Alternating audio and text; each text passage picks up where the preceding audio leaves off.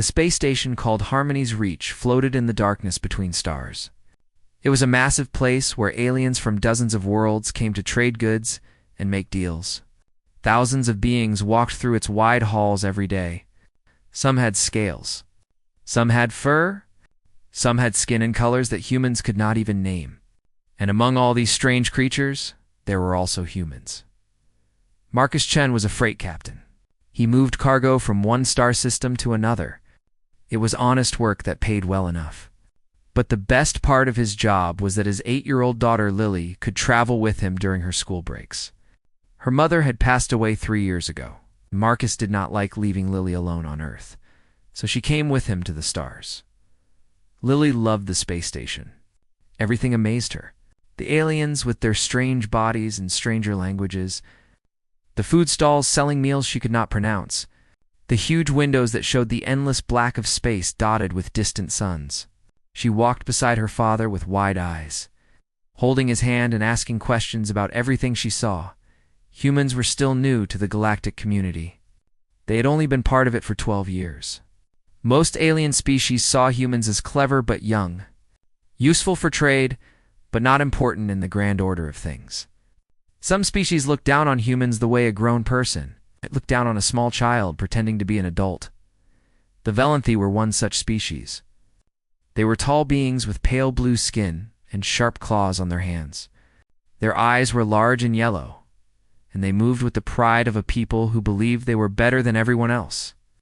The Velanthi hegemony controlled hundreds of worlds. Their ships were powerful. Their armies were feared, and they never let anyone forget it. Commander Syra Velkath was a high-ranking officer in the Velanthi military. She stood in the main trading hall of the station, wearing her ceremonial uniform and holding a glass of expensive wine. Other Velanthi officers surrounded her, laughing at her jokes and agreeing with everything she said.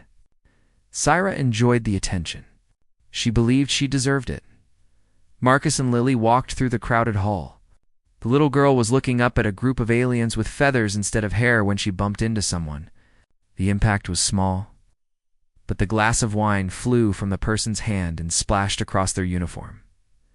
Lily looked up and saw the tall blue alien staring down at her. The alien's yellow eyes were filled with rage. Lily did not understand what she had done wrong, but she knew she was in trouble. "I am sorry," Lily said quickly. "I did not see you. I am very sorry." Syra Velkath looked at the wine stain on her ceremonial uniform. Then she looked at the small human child. In Velanthi culture, being touched by what they called a lesser species was a terrible insult. It did not matter that it was an accident. It did not matter that Lily was just a child. Syra felt only anger and disgust. "Filthy vermin," Syra hissed.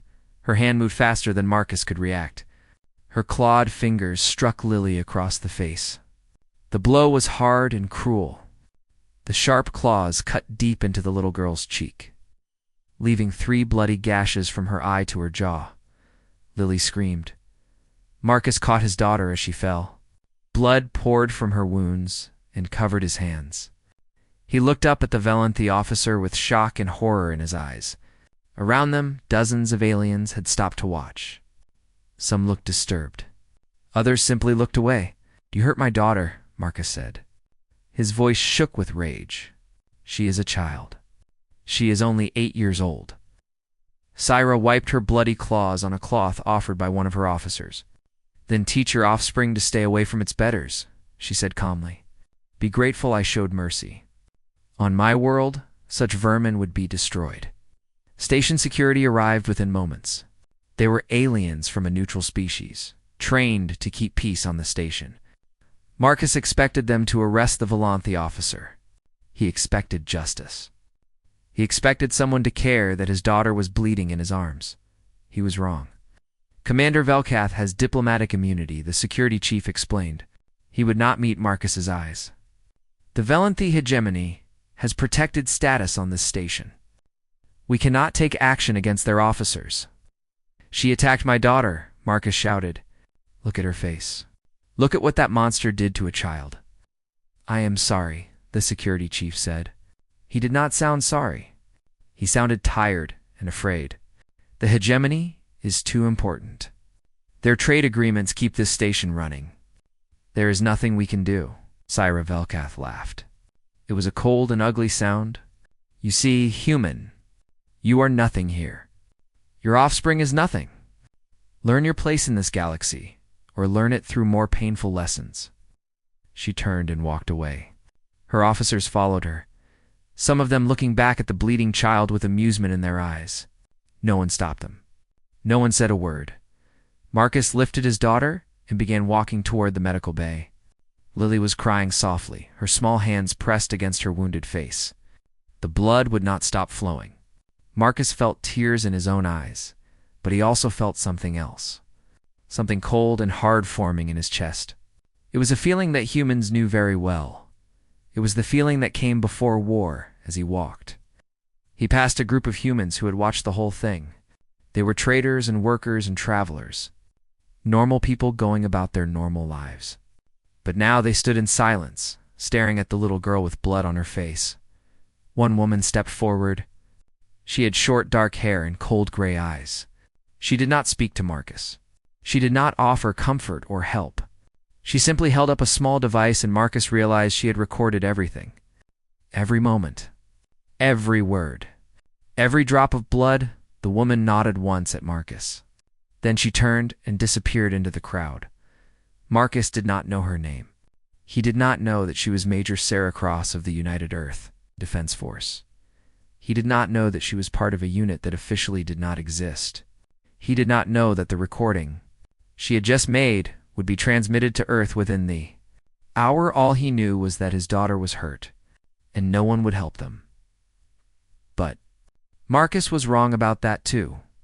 Within hours, the recording spread through every human network in the galaxy. Ships received it in deep space. Colonies watched it on distant worlds. On Earth, in buildings that appeared on no map, people in uniforms gathered to watch a Volanthe. Officers strike a human child and laugh about it. The message that went out was short and simple. It did not need to be long. Every human who received it understood exactly what it meant. One of our children was harmed. There must be an answer. In the medical bay, doctors worked to close the wounds on Lily's face. She would survive. She would heal. But she would carry scars for the rest of her life. 3 lines across her cheek where an alien struck her for the crime of being a child in the wrong place. Marcus sat beside her bed and held her hand. He did not know what would happen next. He did not know that across the galaxy, humans were beginning to move. He did not know that the Volanthe hegemony had just made the worst mistake in their long history. All he knew was that someone had hurt his little girl. And somewhere in his broken heart, he knew that there would be a price to pay. 3 days had passed since the incident on Harmony's Reach. 3 days since Commander Sarah Velkath had struck a human child and walked away without punishment. 3 days of silence from the galactic authorities, who were supposed to protect the innocent. Lily. Chen was recovering in her hospital bed on the station. The doctors had done their best work. The wounds were closed and healing, but nothing could erase the 3 scars that now marked her face. Every time she looked in a mirror, she would remember the moment when an alien had hurt her, for no reason at all. Marcus had filed complaints with every authority he could find. He contacted the station administration. He sent messages to the Galactic Council. He even tried to reach the Volanthe hegemony directly, demanding an apology and justice for his daughter. Every request was rejected. Every complaint was ignored. The answer was always the same. Commander Velkath has diplomatic immunity. The matter is closed. The Volanthe hegemony released an official statement about the incident. They called it an appropriate correction of an undisciplined primitive. They said the human child had insulted a superior officer and received a minor punishment. They expressed no regret. They offered no apology. They made it clear that they believed they had done nothing wrong. Humans across the galaxy read that statement. They read it on their ships, and in their colonies, and in their homes on Earth. And they felt something that the Volanthe did not understand. They felt a cold and quiet anger that was more dangerous than any scream or threat. Far from the space station, In the darkness between stars, the massive warship used Prometheus moved through space. It was the primary military vessel of the United Earth Defense Force. On its bridge stood Admiral Kira Okonkwo, a woman with dark skin and silver hair and eyes that had seen too many battles. A message arrived on her private channel. It came from Earth Command with the highest level of encryption. Admiral Okonkwo read it 3 times to make sure she understood. Then she called her senior officers to the briefing room. Operation Silent Thunder is authorized, she told them. Her voice was calm and steady. We have been given permission to respond to the attack on the Chen child. Her officers nodded. They had all seen the recording. They had all felt the same anger that every human felt. Now they had orders to do something about it. The galaxy did not know the truth about human military power. They saw humans as clever traders and brave explorers. They knew humans came from a harsh world where survival was difficult. But they did not know about the Death World or Legions. These were elite units made up of humans from Earth's most dangerous environments. Soldiers who had grown up in burning deserts and frozen mountains and poisonous jungles. Men and women who could survive conditions that would kill most alien species in minutes. They were trained for missions that seemed impossible. And they had been waiting for exactly this kind of moment. While the human military prepared in secret, the Galactic Council gathered to discuss what they called the human complaint. The Council was the closest thing the galaxy had to a government. Representatives from dozens of species met in a great hall to debate and argue and make decisions that affected billions of lives. Most of them did not take the human complaint seriously. The child was in the way, said the representative from a species of tall insect-like creatures. The Valenthi officer responded as any officer would. This is not a matter for the council. The humans are young and emotional, said another representative. They do not understand how things work in the galaxy. Give them time, and they will forget this incident. Ambassador Korath of the Valenthi hegemony stood at the center of the hall. He was an old male with pale blue skin, covered in ritual scars that showed his high rank. He looked at the human delegation with open contempt. The humans should be grateful that Commander Velkuth showed such restraint, he said. In the old days, we would have destroyed their entire species for such an insult. Let them whine and complain. The hegemony has crushed civilizations far older and stronger than theirs. The human delegation sat quietly through all of this. Dr. Elena Vasquez was their ambassador, a woman with gray hair and a kind face that hid a sharp mind. She listened to every insult and every dismissal without showing any emotion. When it was her turn to speak, she stood slowly.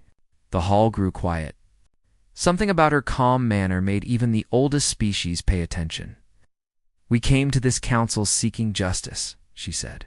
Her voice was soft, but it carried to every corner of the great hall. A child was attacked, an innocent girl who meant no harm to anyone. We asked for the officer responsible to face consequences for her actions. We were told no. She paused and looked around the room. We filed complaints through proper channels. We were told no. We appealed to your laws and your traditions of fairness. We were told no. At every step, we followed your rules and asked for your help. And at every step, you showed us that our children do not matter to you. Ambassador Korath laughed. What will you do about it, human? Cry? Complain? Your species is nothing but noise. Dr. Vasquez turned to look directly at him. Her eyes were cold now. The kindness had disappeared. I want the council to understand something, she said. We asked nicely. We followed your procedures. We gave you every chance to do the right thing. Remember that. When you think about what happens next, remember that we asked nicely first. Most of the delegates did not understand what she meant. They heard the words, but they did not feel the warning in them. A human threatening the galaxy seemed laughable to them, but a few of the older species understood. They were the ones who remembered the ancient records. They were the ones who knew what Death Worlder meant. They grew very quiet and looked at each other with worried eyes. The council voted to take no action on the human complaint. Ambassador Korath smiled with satisfaction. He had won. The humans had been put in their place. On the space station Harmony's Reach, Commander Syra Velkath packed her belongings and prepared to return home. She had received orders to report to the hegemony homeworld. No doubt, they wanted to congratulate her for standing up to the primitive humans. She would probably receive a medal. She boarded her personal cruiser with her crew and set course for Valenthi space. As the ship pulled away from the station, she looked out the window at the stars. Somewhere out there were the humans with their complaints and their hurt feelings. She laughed at the thought of them. She did not notice the small ship that detached from a cargo dock at the same moment. It was barely visible against the darkness of space. Its hull was painted black, and its engines ran silent. It matched her course perfectly and followed at a distance that her sensors could not detect. Inside, small ship, were 6 humans. They wore no uniforms and carried no flags. Their equipment was simple but deadly. Their leader was a woman with short dark hair and cold gray eyes, the same woman who had recorded the attack on Lily Chen. Major Sarah Cross looked at her team and nodded once. "The target is moving," she said. "We follow, we wait. And when the moment is right, we show Commander Velkath what happens when you harm a human child." The hunt had begun. The stealth ship Ghost of Reason moved through space like a shadow. It had no running lights. Its engines made no heat signature. To any sensor in the galaxy, it looked like empty space. But inside that invisible ship were 6 of the most dangerous humans ever trained. Major Sarah Cross sat in the command chair and watched the Valanthi cruiser on her screen. They had been following Commander Sarah Velkath for 5 days now. 5 days of silence and patience and waiting for the perfect moment. Her team sat around her in the small cabin. There was not much room on a stealth ship. They slept in shifts and ate cold rations and spoke in whispers, even though no one could hear them. But none of them complained. They all knew why they were here. Sergeant David Stone was from the Australian outback. He had grown up in a land of burning heat and poisonous creatures. He could track any target across any terrain and never make a sound. Corporal Maria Santos came from the mountains of Peru. She had climbed peaks so high that the air itself became thin and deadly. Her body was built for survival in conditions that would kill most humans in minutes. Private. First Class Yuki Tanaka was raised in the northern islands of Japan. She knew cold the way most people knew warmth. Winter was her home and her weapon. Specialist Omar Hassan had survived the deserts of North Africa. He understood heat and thirst and the endless patience required to outlast the sun itself. Private Chen Wei was the youngest of the group. He had volunteered for this mission the moment he saw the recording. Lily Chen was not his relative, but she shared his family name. That was enough. "Tell me again why we are doing this," Chen Wei said quietly. It was not a question of doubt. He just wanted to hear the answer out loud. Major Cross did not look away from her screen. "A Valanthi officer struck a human child," she said. She cut open the face of an 8-year-old girl, and then she laughed about it. "The council refused to act," Sergeant Stone added. "Diplomatic immunity, trade agreements, politics. So we act instead," said Corporal Santos. "Because if we do not protect our children, then we are not worth protecting at all." Wei nodded. That was the answer he needed to hear. On the Valanthi cruiser, Commander Syra Velkath was enjoying her journey home. Her private quarters were large and comfortable. Her crew served her the finest food and drink. She spent her days imagining the rewards that awaited her. Perhaps a promotion. Perhaps command of a larger ship. The hegemony valued officers who showed strength against lesser species. Her second-in-command came to her with a report. His name was Lieutenant Kress, and he was younger and more cautious than his commander. "We have detected a ship following us," he said. "It appears on our sensors for brief moments and then disappears. I believe it may be human." Syra laughed at him. "One small human ship against a Valanthi military cruiser? Let them follow. What can they possibly do to us?" "Commander, the humans have shown unexpected capabilities before. Perhaps we should call for escort ships from the fleet and show weakness." "Never." Syra waved her hand in dismissal. The humans are primitive creatures who barely understand space travel. If they are foolish enough to attack us, we will destroy them and add another victory to my record. Now leave me. I wish to rest." Lieutenant Kress wanted to argue, but he knew better. He bowed and left the commander's quarters, but he could not shake the feeling that something was wrong. The human ship moved like nothing he had ever seen. It appeared and disappeared as if it could bend space itself, and the humans on board had been following them for days without making any hostile move. They were waiting for something. But what? The answer came on the sixth night of the pursuit. The ghost of reason accelerated from the darkness without warning. One moment the space around the Volanthi cruiser was empty. The next moment the human ship was alongside, matching speed perfectly. Before the Volanthi crew could react, a breach pod slammed into their hull and cut through the metal like paper. 6. Humans poured through the opening. The Volanthi were not weak. They were taller than humans and stronger in many ways. Their claws could cut through armor. Their reflexes were fast. They had conquered dozens of species in their long history, but they had never fought humans at close.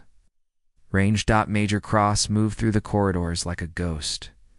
Her rifle made soft sounds as it fired, each shot finding its target. She did not waste bullets. She did not miss. Every Volanthi soldier who faced her fell before they could raise their weapons. Sergeant Stone and Corporal Santos worked as a team. They swept through the lower decks, clearing room after room with perfect coordination. The Volanthi tried to organize a defense, but the humans were too fast. They struck and moved and struck again. Before anyone could understand what was happening, Specialist Hassan disabled the ship's communications. Private Tanaka secured the engine room. Private Chenwei guarded the breach point, making sure no one could escape. The battle lasted 20 minutes. When it was over, the Volanthi cruiser belonged to the humans. Lieutenant Kress was found hiding in a storage compartment. He surrendered without fighting. The look on his face showed that he finally understood what he was dealing with. These were not the primitive humans as people had laughed about. These were predators. Major Cross walked through the ship until she reached the commander's quarters. The door was locked and reinforced. Syra Velkath had sealed herself inside when the attack began. She believed the door would protect her until help arrived. She was wrong. Cross placed a small device on the door. 3 seconds later, the reinforced metal fell apart like wet paper. She stepped through the opening and found Commander Syra Velkath standing in the center of the room, holding a weapon with shaking hands. "Stay back," Syra shouted. "I am a commander of the Volanthi hegemony. I have diplomatic immunity. You cannot touch me." Major Cross said nothing. She simply raised her rifle and shot the weapon out of Syra's hand. The Volanthi screamed in pain and fell to her knees. "Diplomatic immunity," Cross said slowly, "does not apply to human justice." She reached into her pocket and pulled out a small screen. On it was a photograph of a little girl with 3 scars across her face. Lily Chen smiled in the picture despite her wounds. She was trying to be brave. "Do you remember her?" Cross asked. "She was 8 years old. She bumped into you by accident, and you cut her face open with your claws." Syra looked at the picture. For a moment, something flickered in her eyes. It might have been recognition. It might have been fear. It was not regret. "She was in my way," Syra said. "She deserved what she received." Major Cross nodded slowly. "Thank you for saying that," she said. "Now, I do not have to feel sorry for what comes next." She signaled to her team. They entered the room and secured Commander Syra Velkath with restraints designed for beings much stronger than humans. The Volanthi struggled and screamed threats, but it did not matter. She was a prisoner now. The Ghost of Reason sent a single transmission to the Galactic Council. The message was short and direct. "We have Commander Syra Velkath in custody. She will face trial for her crime against a human child. Any attempt to interfere with this process will be considered an act of war against Earth and all human territories. We asked nicely first. You did not listen. Now we will handle this ourselves." The message reached every government in the galaxy within hours.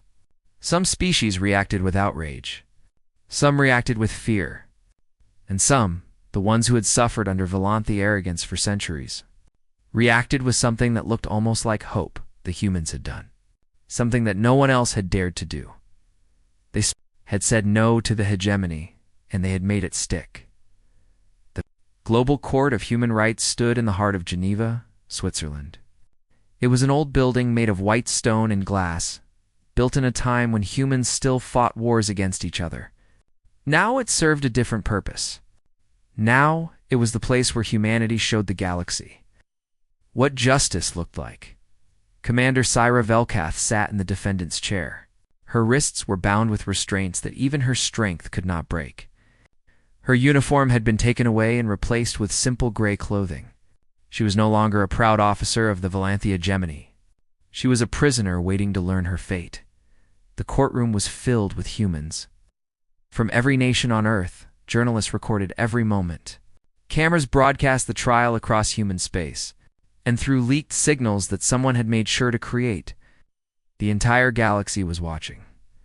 Ambassador Korath of the Valanthy hegemony appeared on screens throughout the courtroom. He had demanded the right to address the court, and the humans had allowed it. They wanted everyone to hear what he had to say. "This is an act of war," Korath shouted. His blue face was dark with rage. "You have kidnapped a military officer of the hegemony. You have violated every law of the Galactic Council. Release Commander Velkath immediately, or face the consequences." The chief judge was an elderly woman named Justice Margaret B. She had white hair and calm eyes, and a voice that carried the weight of decades of experience. She listened to Korath's threats without any change in her expression. "Ambassador," she said when he finished, "your government was given the opportunity to handle this matter through proper channels. You refused. You declared that your officer had diplomatic immunity.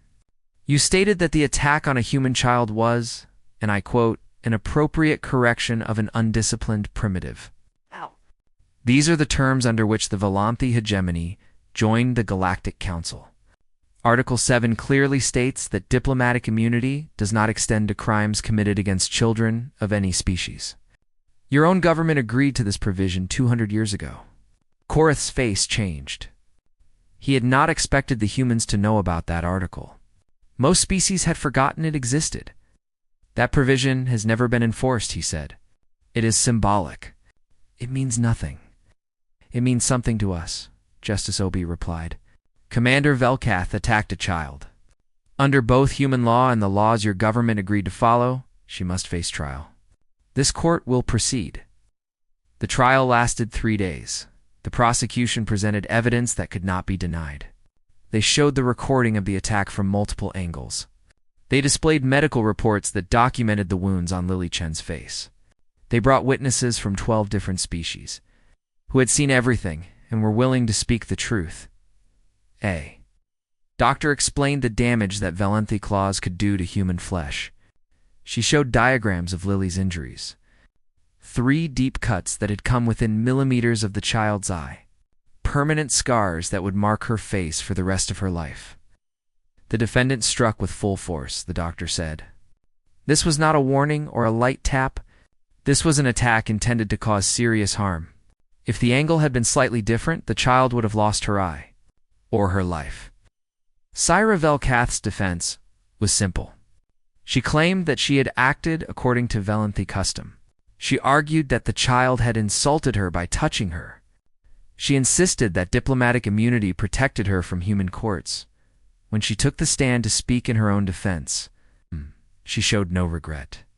"The human child invaded my space," she said. "On my world, such behavior from a lesser being would be punished with death. I showed mercy by only marking her face. The humans should be grateful for my restraint." The courtroom was silent. Every human who heard those words felt the same cold anger that had been building since the day of the attack. But they did not shout or threaten or lose control. They simply watched and listened and remembered. On the second day of the trial, a special witness appeared. Lily Chen was too young to come to Geneva. Instead, she appeared on a screen, speaking from her hospital room on Harmony's Reach. Her face was healing, but the 3 scars were clearly visible. She looked at the camera. With the honest eyes of a child who did not understand why the universe had been so cruel too. The prosecutor asked her to tell the court what happened. I was walking with my daddy, Lily said. Her voice was soft but steady. I was looking at the aliens because they were so interesting. I did not see the blue lady.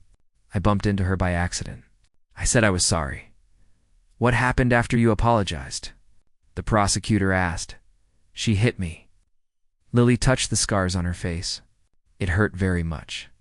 There was a lot of blood. I did not understand why she was so angry. I just wanted to see the aliens.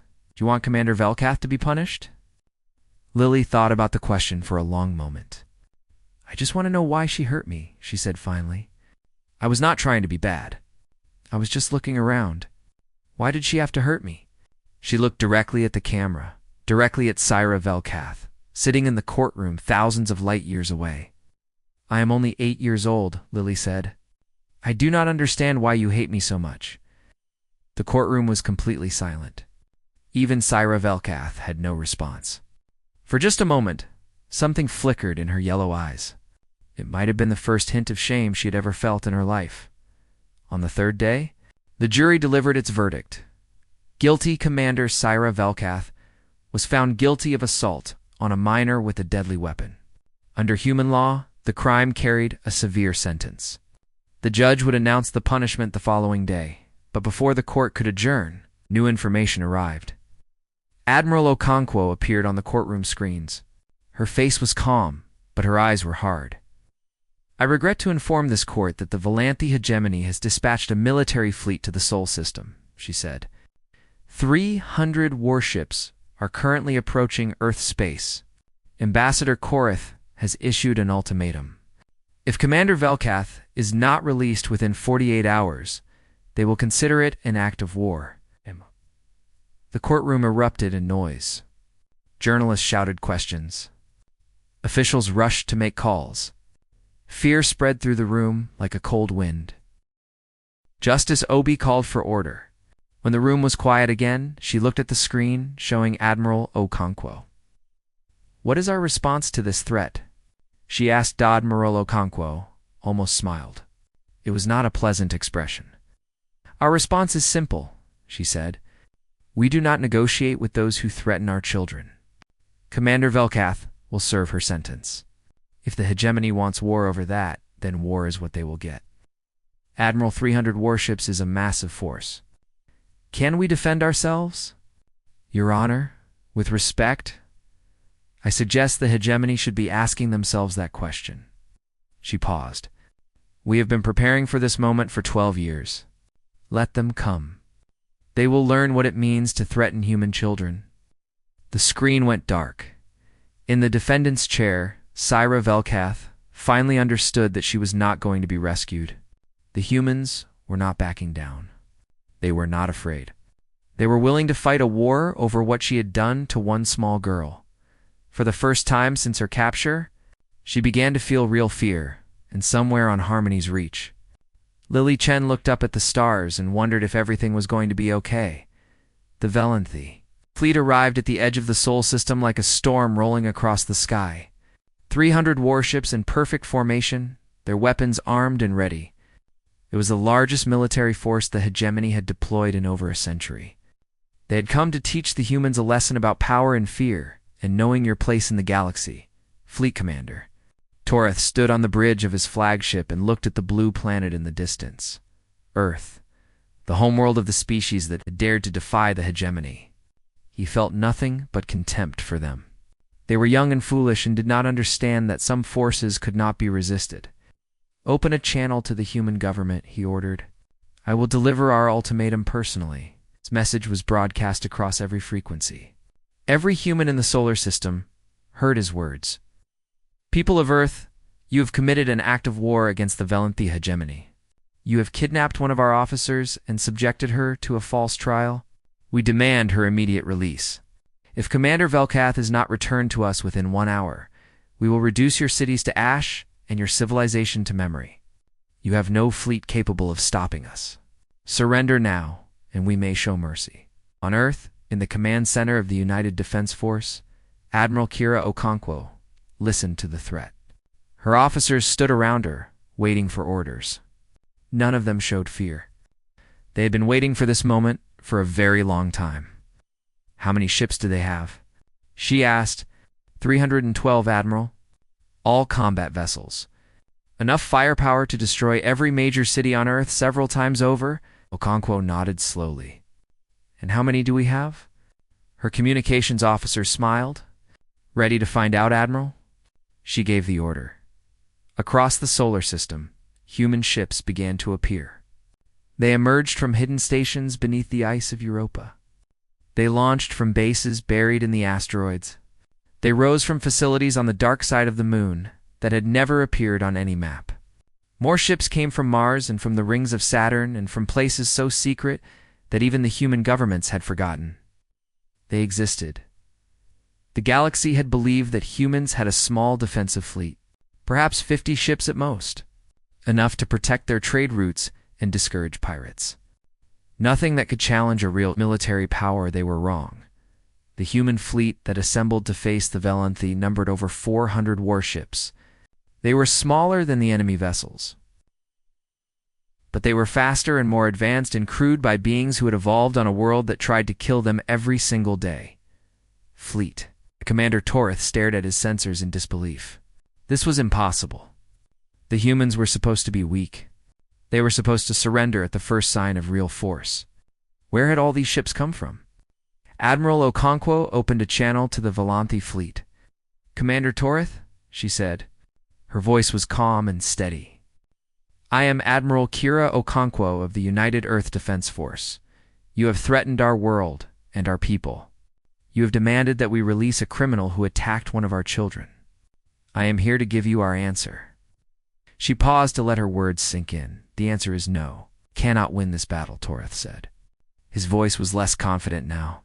"Even if your numbers match ours, the hegemony has been fighting wars for 10,000 years. Your species discovered space travel less than 2 centuries ago." "You are correct that we are young," Okonkwo replied. "But you are wrong about why that matters. We grew up on a world where everything tried to kill us. The animals wanted to eat us. The weather wanted to freeze us or burn us. Even the plants and the water and the air could be deadly. Every human alive today is descended from ancestors who survived all of that." She leaned forward in her chair. "We are not brave because we do not know fear. We are brave because we know fear very well, and we have learned to fight anyway. Your species has forgotten what that feels like. You have been powerful for so long that you have forgotten how to struggle, how to sacrifice, how to protect the things that matter most." She pointed at the distant Earth. "Oh. "On that planet is a little girl with scars on her face. Your officer put them there because the child bumped into her by accident. And your government told us that it did not matter, that our children are not worth protecting, that we should accept their pain and be grateful we were not punished more." Her voice hardened. "We're here to teach you something, Commander. Human children matter. Every single one of them. And we will burn down the galaxy itself before we let anyone hurt them without consequences." The two fleets faced each other across the darkness of space. Weapons were armed on both sides. A single shot would start a war that could destroy billions of lives. Commander Torith looked at the human ships. He looked at the tactical data showing their speed and firepower. He looked at the faces of his own officers, who were no longer confident of victory. And then he received a message from home, the Valanthi. The council had been watching the confrontation. They had seen the human fleet appear from nowhere. They had heard Admiral Okonkwo's words, and they had made a calculation that their species was very good at making. The cost of this war was too high, Commander. Torith read the orders 3 times before he believed them. Then he opened a channel to the human fleet. "Admiral Okonkwo," he said slowly, "the Valanthia hegemony has decided that Commander Velkath acted without proper authority. She will face your justice system for her actions. Our fleet will withdraw from your space." He paused, struggling with the next words. "We do not wish war with Earth." The Valanthi fleet turned and began to move away. 300 warships that had come to destroy humanity were leaving without firing a single shot.